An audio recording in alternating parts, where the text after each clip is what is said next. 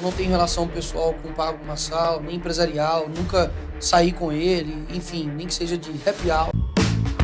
Bem-vindos ao canal Grazi Rocha, o seu canal de cortes no YouTube.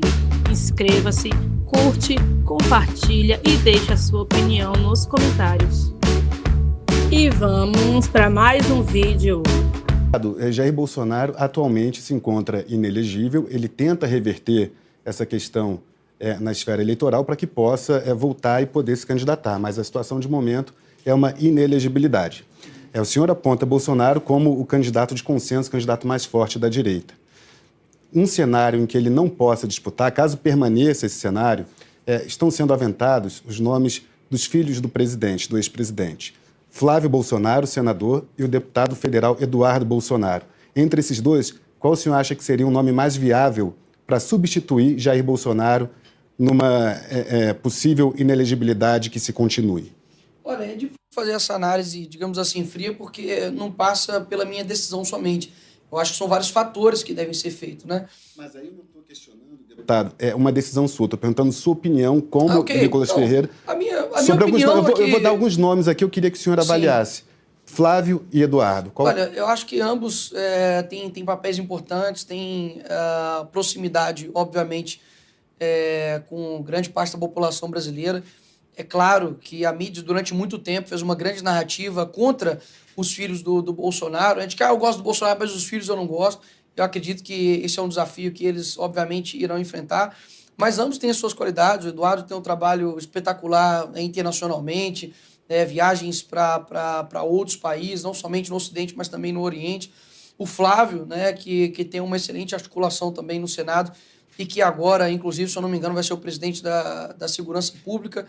Então, eu acredito que são nomes, enfim, que precisam ser colocados ali todos os tipos de requisitos. Eu vejo que na rede social, acredito que o Eduardo tem uma popularidade maior do que a do Flávio. Por outro lado, também acredito que outras pessoas vejam o Flávio como uma pessoa, talvez ali, que tenha uma maior capacidade de articulação. Enfim, acho que são dois nomes fortes, até mesmo por conta do nome Bolsonaro, por conta do pai, que obviamente estaria atrás dando o apoio. Mas, enfim, acho que ambos têm plenas condições de serem candidatos a presidente da República.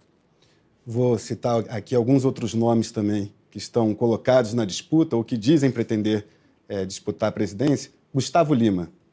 Olha, para mim, mais uma vez, defendo que qualquer pessoa tem legitimidade a ser candidata à presidência da República. Ele é uma pessoa que tem uma história de vida espetacular, saiu do nada e se tornou, aí posso dizer, o artista mais estourado no Brasil atualmente, e tem uma história maravilhosa na carreira musical.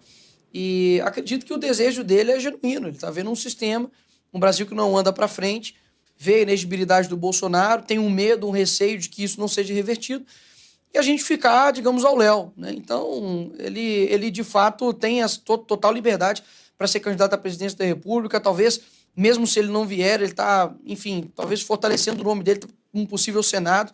Então, eu acredito que é legítimo da parte dele também se colocar como candidato a presidente da República. Acredito que ele está fazendo um movimento para retirar a candidatura e vir para o Senado Federal no ano que vem. Eu não sei se esse é o propósito dele. Obviamente seria uma importante decisão, porque se você coloca seu nome para candidato a presidente da República, você está jogando aqui em cima. E se caso não conseguir, o Senado é uma outra opção para ele. Enfim, eu acho que para o Gustavo Lima, eu já até cheguei a conversar com ele a respeito dessas coisas. É uma orientação assim, que muitas pessoas ficam divididas, né? Pô, Gustavo, você já tem uma carreira musical maravilhosa, por que você vai entrar na área política? Não se queima com isso, porque infelizmente a política tem essa imagem muito ruim.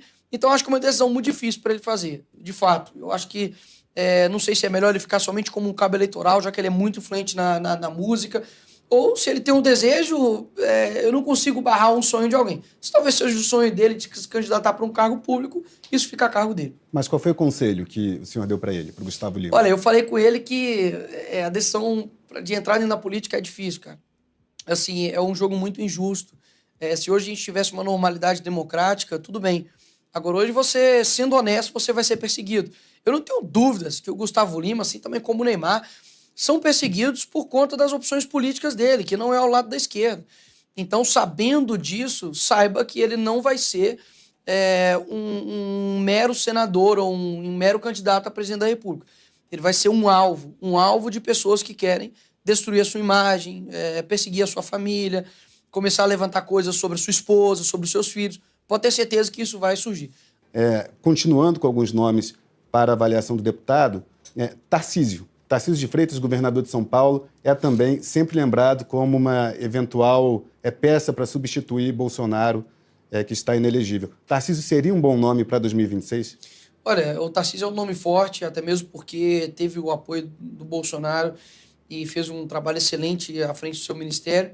É governador de São Paulo, o que obviamente dá uma projeção para ele em nível nacional, mas enfrenta, obviamente, dificuldades no âmbito, talvez, de popularidades em outros locais que o Bolsonaro já tem, obviamente, maior facilidade. Por exemplo?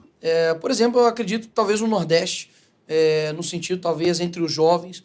O Bolsonaro, e lembro aqui a todos que em 2016 os filhos falavam com os pais que gostavam do Bolsonaro. Os filhos apresentaram o Bolsonaro para os pais, porque era uma turma mais jovem. O Bolsonaro realmente era praticamente um popstar, no sentido de ir em entrevistas e dar as cortadas, enfim, e ter aquela postura rígida que ele tem de forma genuína, e aquilo virou ele praticamente uma figura icônica e pop naquele momento.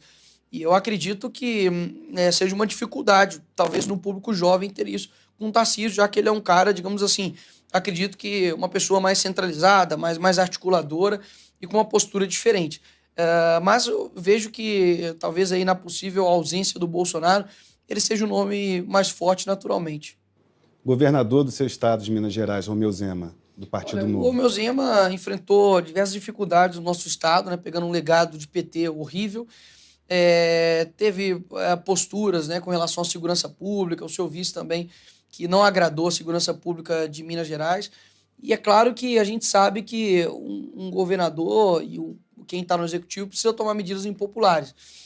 Mas eu vejo que, principalmente, o foco que pega é com relação à popularidade em nível nacional mesmo, que eu acredito que não atingiu o ponto para poder se colocar como um candidato forte. Até ele mesmo reconheceu que o candidato mais forte seja o Bolsonaro, então não é algo de demérito para ele, não. É simplesmente porque ele não tem essa expansão em nível nacional. E o empresário Pablo Marçal, qual a sua opinião sobre uma possível candidatura dele à presidência em 2026? Olha, o Pablo disse em entrevistas de que ele não sairia candidato à presidência da República se o Bolsonaro também fosse. A postura do Pablo, eu já deixei bem claro quanto a algumas contradições, no sentido de anteriormente, né, quando ele foi candidato à presidência da República em 2022, ele atacava tanto o Bolsonaro quanto o Lula, falava que os dois eram o mesmo, enfim. E logo depois apoiou o presidente Bolsonaro e agora, enfim, também na eleição para a prefeitura se colocou como um cara de direita, sendo que anteriormente estava falando que direita e esquerda eram conceitos ultrapassados e que, enfim, deveria ser governalista, alguma coisa assim que ele gosta de falar. Mas, deputado, o senhor apoiou o Pablo, simpatizou, demonstrou simpatia ao Pablo na eleição à Prefeitura de São Paulo em 2024. A simpatia é algo que é possível ser feito, né? Então, eu de fato falei que naquela matéria-prima que a gente tinha, e até mesmo por conta, né, de anteriormente, o próprio presidente Bolsonaro ter dado a medalha 3I para ele, ter tido aquele primeiro encontro, depois aquilo dali acabou desandando. Mas dentro das opções ali, realmente, na matéria-prima que tinha para poder ter a opção, eu achei, enfim, falei, olha, realmente, se eu pudesse ali escolher, eu acredito que seria isso no primeiro turno. E falei realmente com relação ao primeiro turno. Agora, o ponto principal ali, que eu acredito que a gente tem que levar em consideração, é que o Pablo desgastou bastante a esquerda, né? Com relação, por exemplo, ao Boulos. Depois fez uma live com o Boulos. É esse tipo de atitude que realmente as pessoas ficam sem compreender. Você achou incompatível? Eu achei incompatível da parte dele. Muita gente, por exemplo, acaba me perguntando, né, qual que é a relação, por exemplo. Né? Como é que é a sua relação com o Pablo Marçal? Vocês têm uma relação de ligar um para o outro, de sair de vez em quando? Eu vi que os senhores se encontraram nos Estados Unidos. Vocês têm relação pessoal para além da política? Não tenho relação pessoal com o Pablo Marçal, nem empresarial. Nunca saí com ele, enfim, nem que seja de happy hour, nem nada. Não falo isso aqui para poder querer descredibilizá-lo nem nada disso, é porque realmente não tem. No dia, por exemplo, que nós demos a entrevista lá nos Estados Unidos, a entrevista foi marcada no mesmo horário. Então, quando eu cheguei no prédio, ele estava lá e foi no teto, né, da CNN, e tinha uma porta de entrada e uma porta de saída. Então eu entrei, obviamente cumprimentei, eu tenho boa convivência com a maioria das pessoas aqui em Brasília, só com algumas de fato que não. E quando eu terminei de dar uma entrevista, ele estava numa live, me chamou para a live, e aí eu dei um oi, etc e tal. E depois, quando eu desci para tomar um café, ele estava lá também e pediu para tirar uma foto. Você pode ver que muitas pessoas falam a respeito dessa proximidade, querendo talvez gerar o embate entre mim e o Bolsonaro, já que visto que o Bolsonaro não gosta nem um pouco do Marçal. Mas eu vejo que são atritos aí que querem gerar de forma desnecessária. E, mais uma vez, continuo firme nas minhas convicções e tenho boa convivência com várias pessoas. Se eu não tivesse boa convivência, eles estariam me acusando de que eu não tenho boa convivência. Se eu tenho boa convivência, me acusam de ter boa convivência. Ou seja, nunca vai ficar bom para ninguém. Eu depreendo, pelo que o deputado falou até o momento sobre Pablo Marçal, é que o senhor tem uma visão que não é preto no branco em relação a ele. O senhor falou coisas que acredita que foram positivas que ele fez, como críticas contundentes à esquerda. Criticou outros movimentos de Marçal, como a proximidade com Boulos na reta final do segundo turno ali, em São Paulo. Então, acredito que o senhor, dentre os nomes colocados, o Pablo Marçal é o que menos lhe agrada numa disputa à presidência em 2026, dentre os já citados, correto? Eu acho que tudo tem seu tempo. Eu acho que não é o momento agora para o Pablo Marçal, como não foi o momento para ele em 2022. Ainda assim, ele se colocou como candidato a presidente da República. Naquela época, eu lembro que ele me ligou, eu falei, não saia a presidência da República, porque o Bolsonaro está se candidatando contra o Lula, a gente precisa fortalecê-lo. Mesmo que você tenha 1%, 2%, 3%, 7%, esse 7% não iria para o Lula, iria para o Bolsonaro.